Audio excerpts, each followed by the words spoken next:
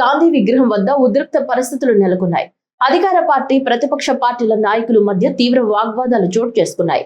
ఒకరిపై ఒకరు దూషణలకు దిగడంతో అక్కడ పరిస్థితి ఉద్రిక్తంగా మారింది. ఈ నేపథ్యంలో టీడీపీ నాయకులు ఈస్ట్ పోలీస్ స్టేషన్ లో ఫిర్యాదు చేయగా, వైసీపీ మహిళలపై కూటమి నాయకులు అసభ్యంగా మాట్లాడారని వైసీపీ నేతలు కూడా ఈస్ట్ పోలీస్ స్టేషన్ లో ప్రత్యామ్నాయ ఫిర్యాదు చేశారు. పరిస్థితి అదుపు తప్పకుండా ఉండేందుకు ఏఎస్పీ రవి మనోహరాచారి, డీఎస్పీ భక్తవత్సలం ఆధ్వర్యంలో భారీ పోలీస్ బందోబస్తు ఏర్పాటు చేశారు. పోలీసుల అప్రమత్తతతో ఎలాంటి అవాంఛనీయ ఘటనలు జరగకుండా భద్రతా చర్యలు కొనసాగించబడుతున్నాయి.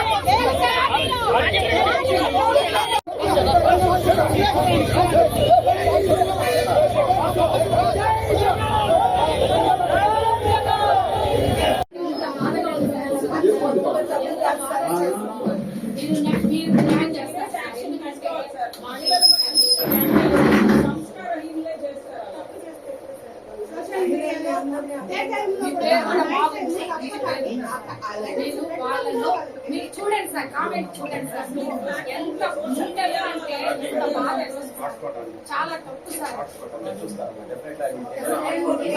న్యాయం చేస్తారు, లేడీస్ న్యాయం చేస్తారు.